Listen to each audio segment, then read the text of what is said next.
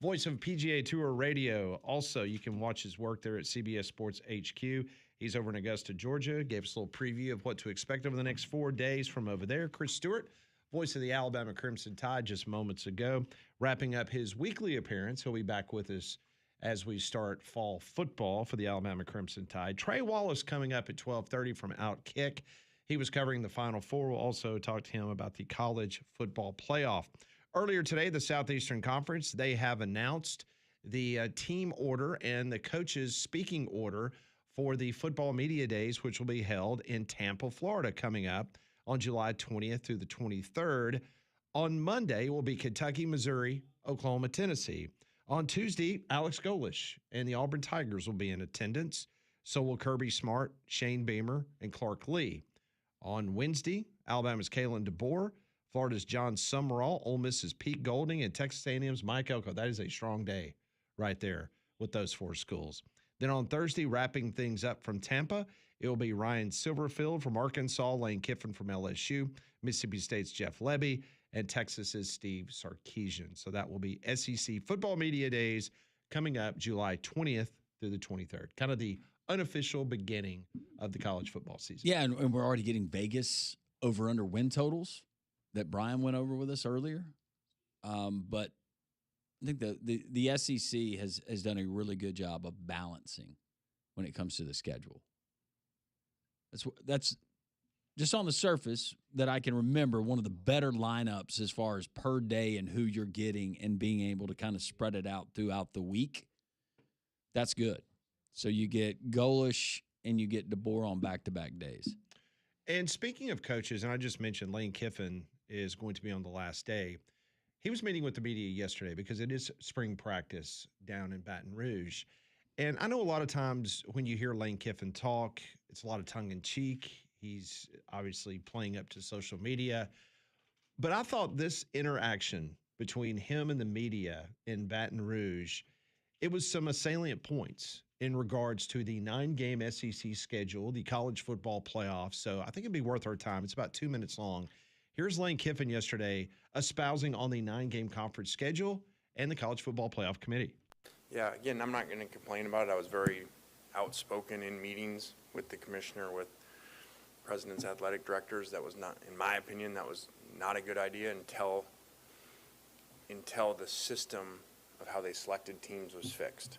Until it was fixed that there were automatic bids, until it was truly fixed that a strength of schedule matters how it should, much more like basketball does. Until that's fixed, it made zero sense to me to go add another hard game, put teams on the road 5 times in this conference, which top to bottom is the hardest conference to play in and the hardest stadiums. But we did. I understand there's always things that go into decisions besides the way that I think. And so I'm sure there were financial reasons for it, but I don't think that anybody now that they've kind of seen how selections have gone, thinks that there's value in that from that standpoint. And you're going to continue to have this, in my opinion, this threshold until they go to more teams or a different system that 10-2's in, 9-3's out. So you just got some more losses in your conference and beat yourself up more.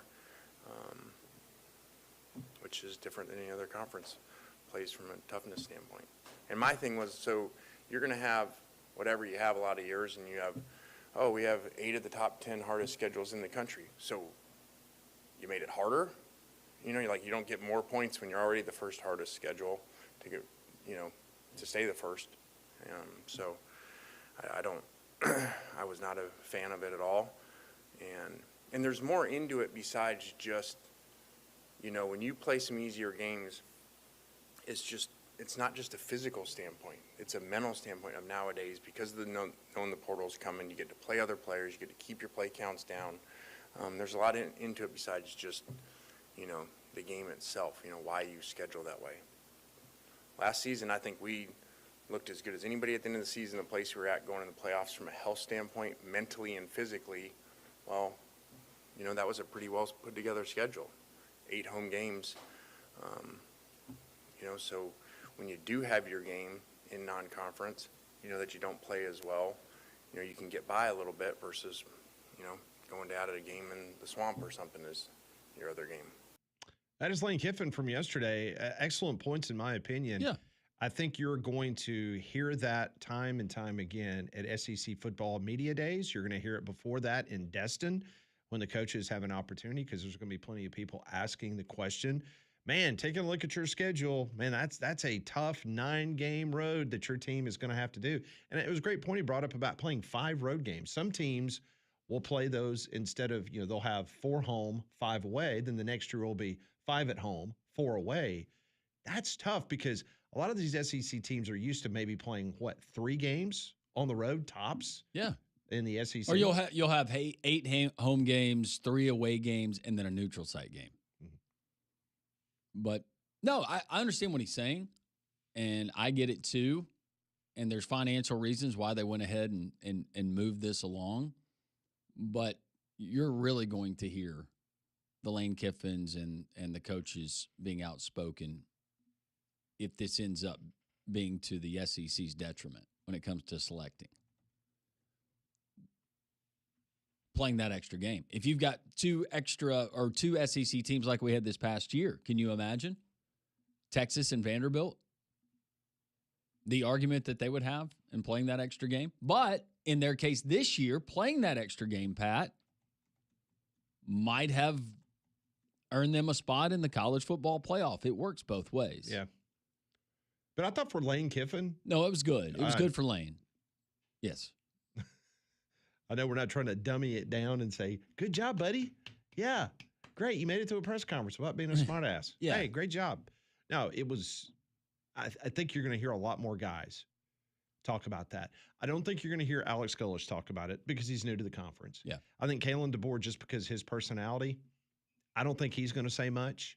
You'll hear more from Kirby. Kirby will absolutely say something about it. You'll hear more from Lane. I think Steve Sarkisian will say something. Summerall will say something, but it'll be funny the way that he says it. Yes.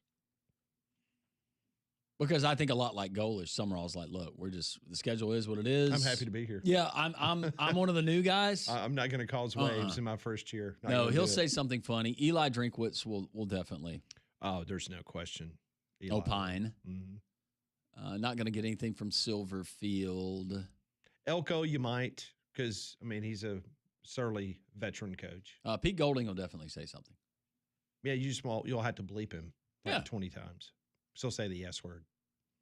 I think he's a perfect fit for Ole Miss. Not because he says the S word, but it just seems like he is the perfect fit for Oxford. Yeah, he is. I hope it works out. He is. People are happy with him. Because you know what? He's one guy that wanted to stay. Huh? He could have left. It worked out pretty well with him staying.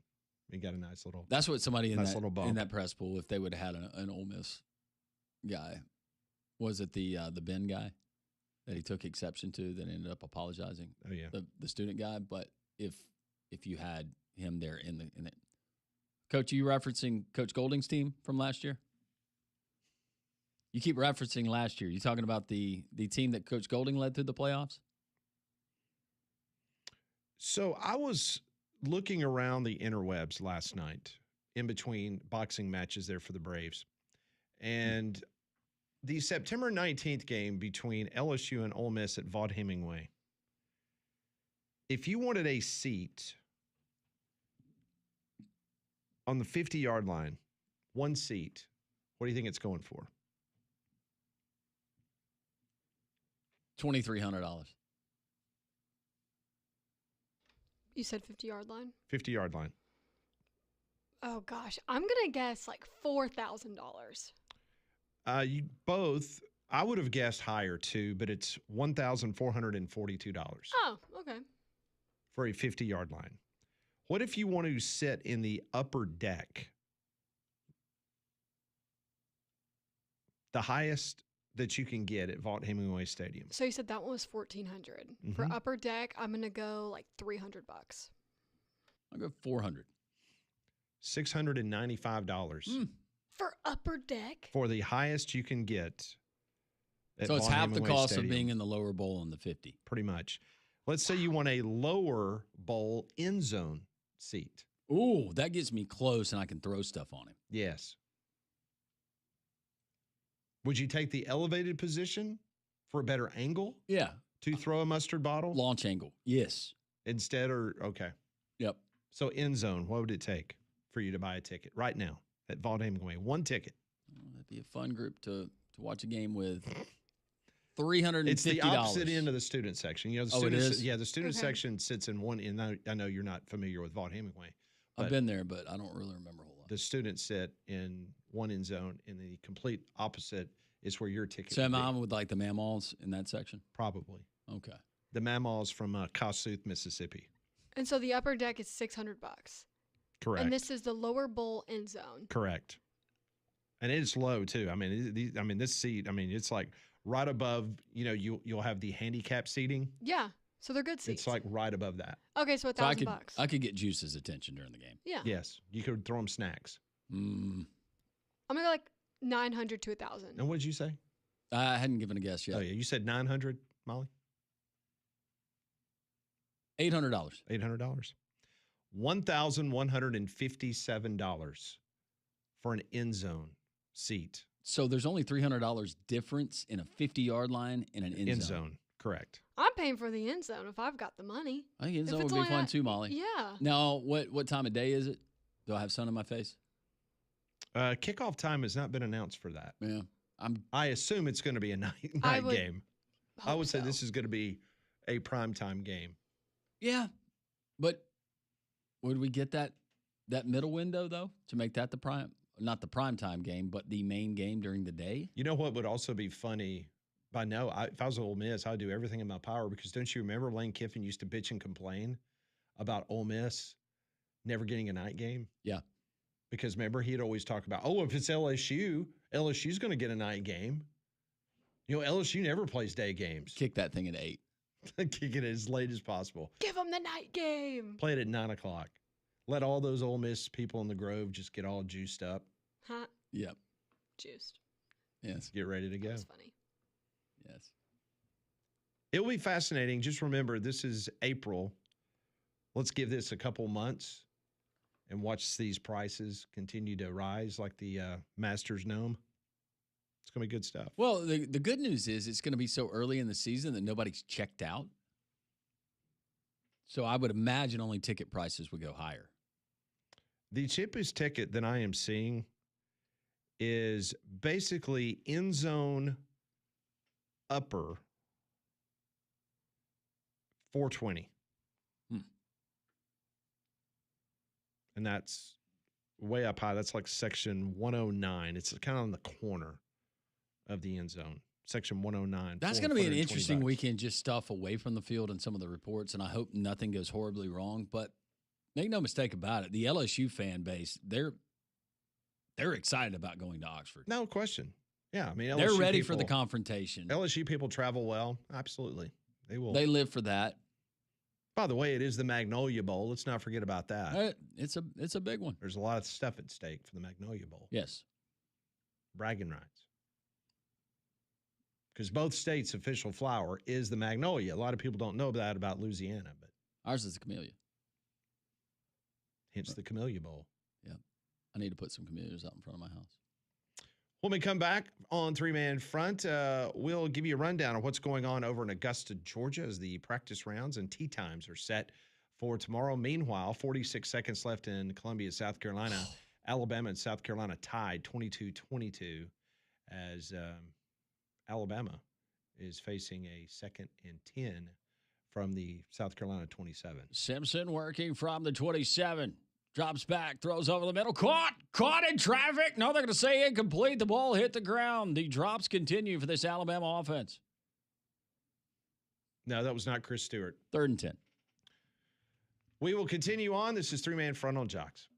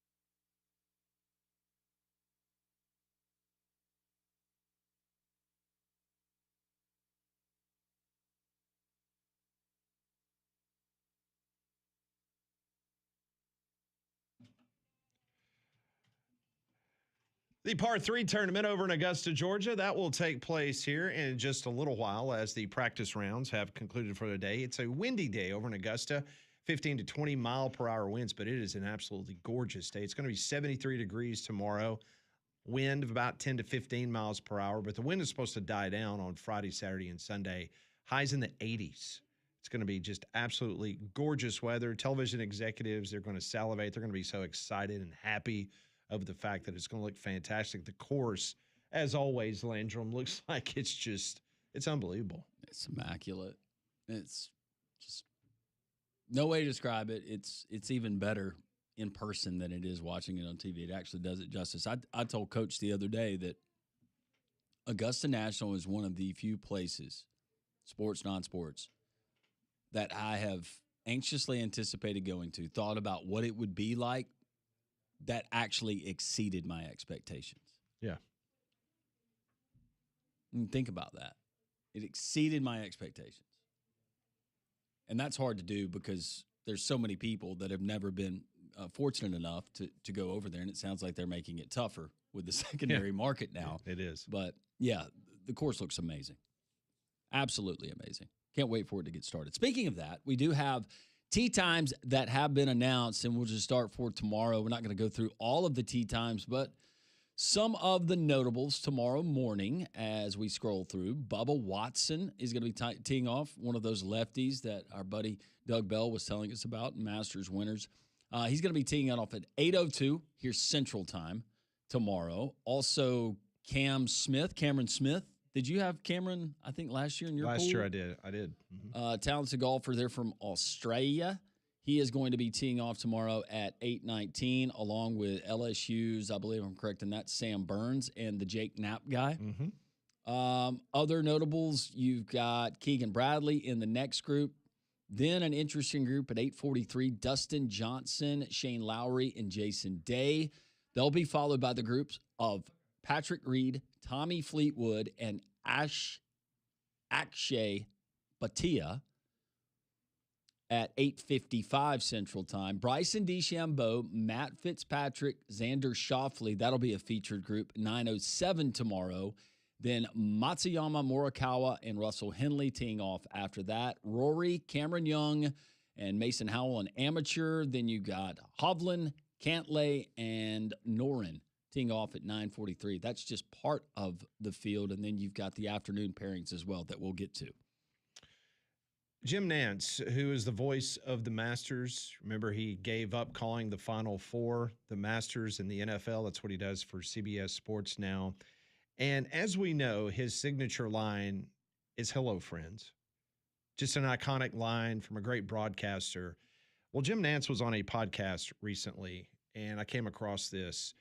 This is incredible audio. Take a listen to Jim Nantz as he describes how "Hello, friends" came into existence. So my father suffered from Alzheimer's, and it was a 13-year battle that really helped in many ways to kind of define my life and what I wanted to do with the rest of my life. I'm going to fast forward to 2002, and I'm by his bedside, and I mentioned to him that, hey, I'm in Minnesota this weekend for the PGA Championship, and when I come on the air, I'm going to look into that camera, and I'm going to say, "Hello, friends," and that's for you, Dad, because you have nothing but friends. You got it? Yeah, I got it. I got it. I said, well, that's going to be my little trigger line to let you know at that very moment I'm thinking of you. Sure enough, I'm at Hazeltine that Saturday. I come on the air. I said, "Hello, friends." Jim Nantz along with Lanny White, because I looked into that lens with that red tally light, and I was just imagining my father was back in Houston saying, he said it. Yeah. He said he was going to say it. And I thought it was a one and done, to be honest. I just was going to send that message out one time. But after the show, a good friend of mine at CBS said, "I heard you say hello, friends. What was that all about?" I told him the backstory. He said, "That sounds like it. You ought to do that like all the time." So I did it the final round on Sunday, and I've done it every show since. And, you know, my dad's been gone now for a long time. He's been gone since 2008. But I've said it over and over again. And some people, I think it's some sort of lame attempt to try to have a signature phrase or line. It had nothing to do with that. It all had to do it trying to communicate with my father. And for that flicker of a second, I still think of him every single time. I say, hello, friends, and I think of my dad watching down on me, and it relaxes me, and I fall into the flow of the show. So that's the story. Unbelievable. Yeah. Incredible So glad you shared story. that. Mm. Communicating with his dad who had Alzheimer's, continued to do it, obviously as a memory to his father. Just Well, incredible. And I think what's cool about it, and I lost my dad several years ago, but what's cool about it is now when he's doing that broadcast, whatever broadcast he's doing, and that's the way he starts his broadcast, it's like his dad's right there with him. Really cool. I have chills. Truly. It gives it a whole different meaning that I didn't know at all. First class guy. Mm-hmm. Yeah, he is. And just hearing the story and how that came into existence, because so many people, especially in our industry, they will try to come up with that catchphrase. They'll try to do something to, Right. make themselves bigger than the game. But he was actually doing it for his father. And then CBS said, that's really nice. It's really soothing. It's just a really good part of the broadcast. And he continued it, and he did it even after his father passed away as kind of in memory of his tribute. father. Yeah. Oh man, I'd never known that story until a minute ago. Thanks for sharing that. Jim Nantz this week on the CBS broadcast. When we come back on Three Man Front, we will talk to our good friend Trey Wallace from Outkick about the Final Four in the college football season that will be here before you know it. That's next on Three Man Front.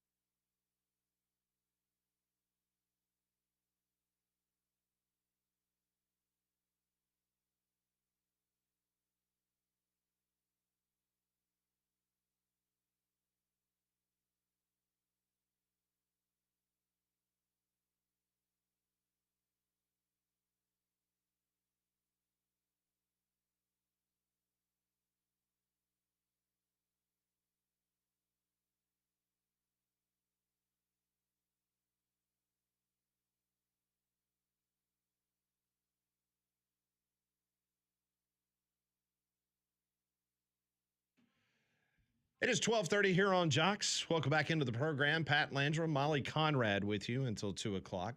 All throughout the football season, we bugged him every week, and he was very kind and generous to join us each and every week from Outkick, Trey Wallace. And I bothered him again. I said, "Hey, Trey, come on. We need to update on Trey Wallace and all the fun that he's been doing since football season ended." And I know he's been covering college basketball and all those fun things, and he joins us now on the Higginbotham Hotline. Trey, Happy New Year. Happy New Year, guys. It's been good. Got back from Indianapolis, and I plan on hopping into a self-induced coma sometime in the next couple of days. So everything is grand. Have you been celebrating another Big Ten national championship? How crazy has all this been? I mean, it's something that I've covered, I've written about. You know, you got women's basketball, you got men's basketball coming off Indiana winning. It is it's a takeover. And the crazy thing is, it's like this all goes in cycles, guys. Like, and y'all know this. Like, Georgia repeating his titles. Bama getting theirs. I mean, the Big Ten they've been dominant. They finally picked up SEC ways when it comes to spending money, so congrats to them. But I think, this is just one of those things that we're in a current cycle. It'll get out of it, and we'll see how dominating these other conferences can be. Now, unlike us in the SEC, Trey, I mean, you're a good Southern boy. We don't brag, right? Because if it's true, we don't talk about it. And I'm sure the Big Ten folks in Indianapolis, I mean, they weren't crowing about a championship in women's basketball or men's basketball. I'm sure they were taking it in stride, right? Oh, absolutely. Tony Petitti was not walking around with his chest out after UCLA won on Sunday in the women's tournament, and definitely wasn't walking around knowing that he could potentially have himself another on Monday night. It's been very kosher, as they like to say. So it comes like I get it. Like you're getting the extra publicity, you're getting the additional revenue, you are, putting your stamp. And I think the most interesting part about it all, if I'm being honest, is where we're headed in college athletics, meaning we're going to have expansion of the NCAA tournament. We're going to have an expanded playoff sometime, in my opinion, after talking with folks in Indy, sometime in the next 2 years. They're going to vote on this thing. And the Big Ten feels good about itself right now. And I don't blame them. I would too. I would just say, don't get ahead of yourself. Like, enjoy the moment. But I don't think Tony Petitti is going to get anything over on Greg Sankey in any type of meetings just because of recent history. So to me, that part is the most fascinating out of it all. When it comes to the SEC and stuff that we're going to see on the field, we got spring games coming up. We've already had some spring games, Trey. But in the Southeastern Conference, when you look at the new additions to the coaching ranks in the conference, just overall kind of in this silly season, this downtime, what have been your main takeaways in observing those different programs and their new additions, at least, and how they're running their programs? I think, first off, it'd be dumb not to mention Lane Kiffin. I think in talking with some folks down in Baton Rouge and in the state, Lane Kiffin understands the pageantry of college football, but I don't know if he knew how crazy it would be in Baton Rouge. I think. Wait, is that a bad crazy or a good crazy? Because, with Lane, there's two types. Well, there's two types of things. That's a good one. And trust me, he reminds me of Dan Hurley. That's good. Great. Oh my goodness. That was fun to cover. Yeah. But I think Lane is one. Preaching patience and whatnot. I'm like, my man, you don't have patience in Baton Rouge. They're expecting you to be competing for a championship next year, not an SEC one, a national championship. So that part, didn't really go over well. You're not in Oxford anymore. I'm sorry, and that's no offense to Ole Miss. You can't preach that. I think that, with him moving forward, some of the hires he's had, some of the guys that he's brought in, obviously that's going to be a talking point. We all saw the SEC Media Day schedule that was put out today. I really wish they'd have just put Ole Miss and LSU together on the same day to wrap it up. But they decided not.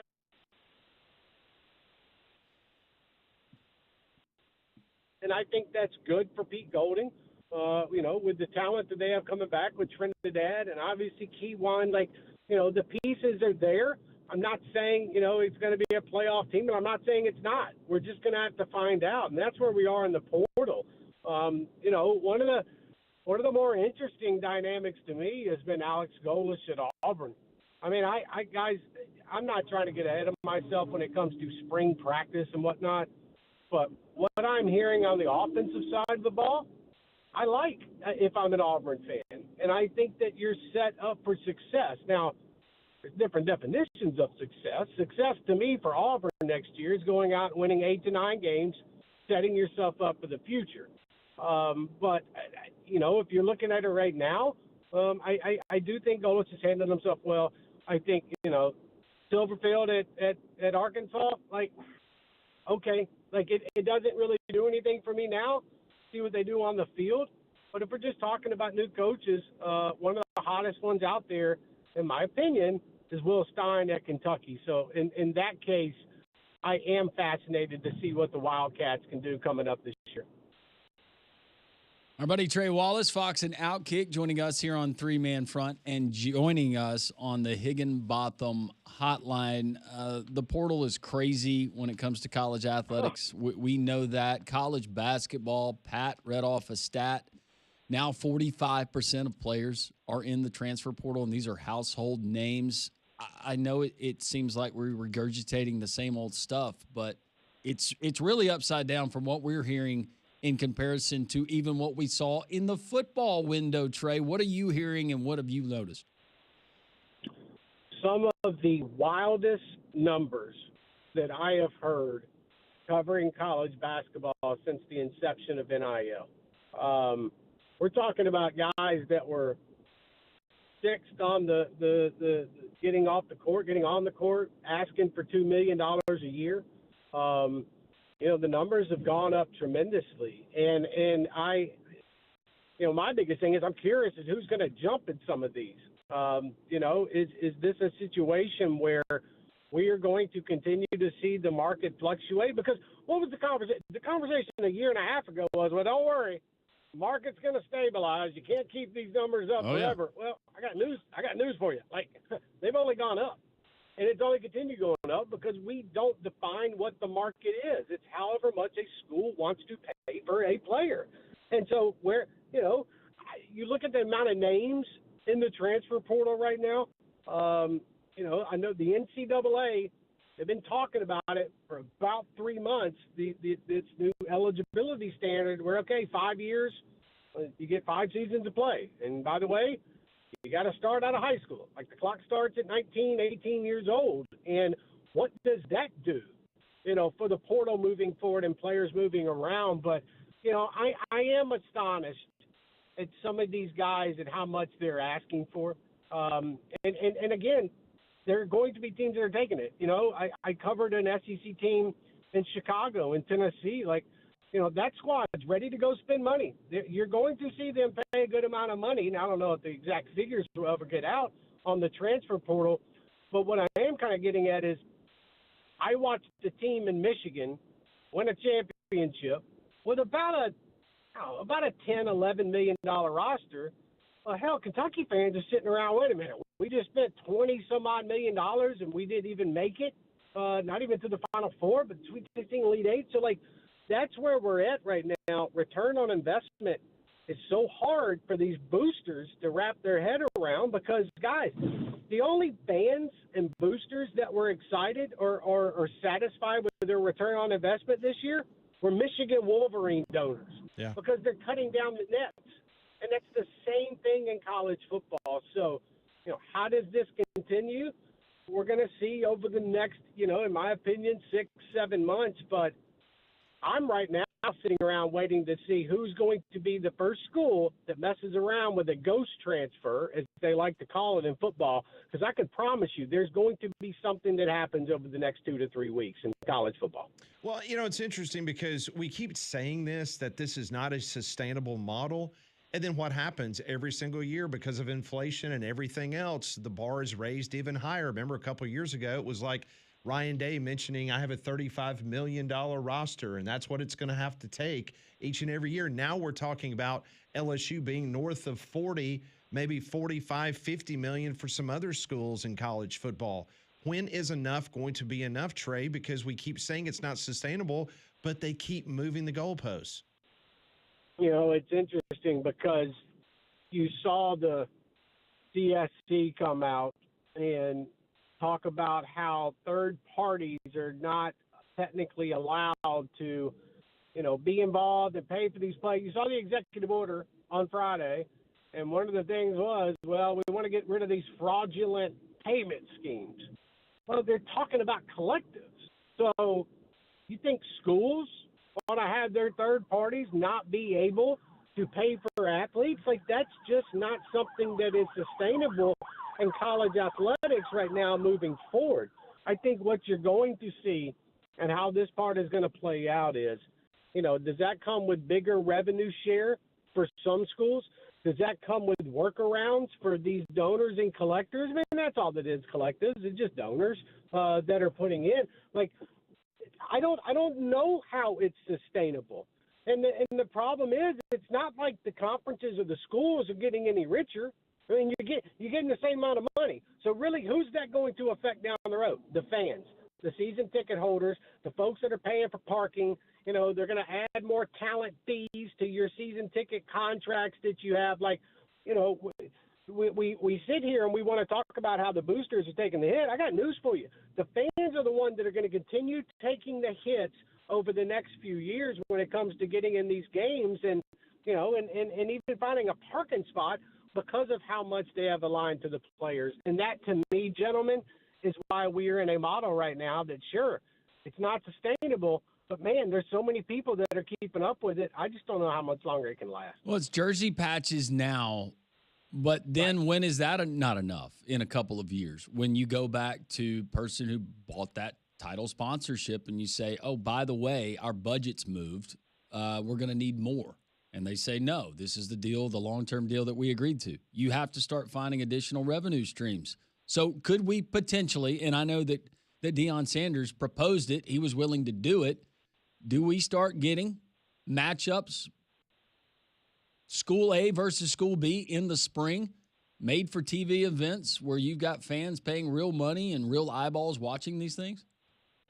I've talked to a lot of coaches about that, and I will say this, that since the transfer portal window was taken out of the spring, there have been numerous coaches I've spoken with that would be down for something like that now, knowing that their players cannot be taken without penalty, I guess, per se. I think they have to do something along those lines. You kind of wonder, you know, what does a TV deal look like for something, you know, a game like that? You know, what does, you know, what's going to happen is you're going to have a football field start to look like a 2026 boxing ring where you got 18 different sponsors sitting in it, and that's how they're trying to raise money. Because these schools also, they don't want to go the private equity route if they don't have to. They don't want a company from New York City, and I'm just naming one city, that's putting their hands into the pie of how an athletic department is running their budget. And I get that, and I understand that. But the problem is a lot of these schools right now, they're operating at a deficit, and they're going to continue operating at a deficit, and they're going to take it on the chin because they know college football, college basketball kind of runs things. I just don't see, without some type of – I'm not talking about, oh, go sell the naming rights to the stadium. Like, what does that do for you? I mean, it really – Kroger Field? Does that make people, Kentucky fans, want to go to Kroger more often to get their groceries? No. It's all about finding something that's going to be, you know, sellable.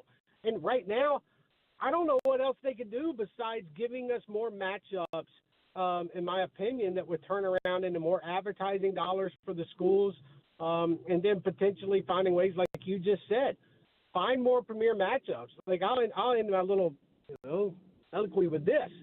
We all complain about these neutral site games. I don't like them, guys. I don't like when they play games in Atlanta or Orlando and all that type of stuff. But I'll tell you this. If a city like Orlando is going to pay each team $7 million, cover their travel, hotel, everything that comes with it. So you get that additional revenue on top. We're going to start going back to more neutral site games. So I just, to me, it's curious to see how they raise the money and where they go. But I do think that's one of the avenues you'll see, besides potentially doing something in the spring in the next few years, adding more of these games like Ohio State, Texas. Okay, well, let's play that in Nashville's new stadium or something along those lines. And, it's just more change in the athletic director's pocket. And earlier, you mentioning the field advertisement. So you're telling me that we could get a college football field in the SEC that mirrors what we saw with the floor in the Big 12 tournament championship for basketball? I mean, hopefully they stay away from the glass. What a disaster that was. And you're right. And all that was a money grab. Sure. Like you rolled that out at the worst possible time. You telling me you couldn't go do that during the regular season at like 4 or 5 games to make sure nobody's going to hurt themselves or slip all over the court? Or get migraines? Right, like getting migraines. But I'm just telling you, you got 100 yards on a football field, and you got a lot of space to sell advertisements. So I just, it is what it is. This is college athletics nowadays. But if they got space to sell it, guys, they're going to do their damnedest to try. So that's where I think you're going to start seeing more revenue start flowing in. That is Trey Wallace from Outkick. Trey, it's always great to catch up with you, man. Hope things are going well. Kind of take a couple days and weeks and kind of chill out, because before you know it, we're going to be down in Destin, and then we're going to be in Tampa. We're going to be all over the place getting ready for a football season. Oh, I'm glad you brought up Destin. That means you're buying the first night, so I look forward to it, buddy. Will do, Trey. Take care, buddy. We'll talk to you. Thanks, guys. Thank you so much. That is Trey Wallace from Outkick, one of the best in the business. He joins us throughout the football season, and just wanted to catch up with him. Some great thoughts on where the game is heading, and he was on the Higginbotham Hotline. You deserve solutions that are built for you. Higginbotham is your one-source solution for insurance, financial, and HR services. So 1st and 10 from the Kroger yard line, it may not be far off. He brought up some good points. Well, ultimately what's going to happen, they've already approved on your jerseys, okay? You've already approved it on the fields. Next, I think it'll be the helmets. Mm-hmm. You will have them. I mean, I know Major League Baseball, and you saw it during the World Baseball Classic, they have toyed with putting it on the helmets for Major League Baseball. I think that's coming. I think in college football, it will be on the prestigious Alabama and Auburn helmets before you know it.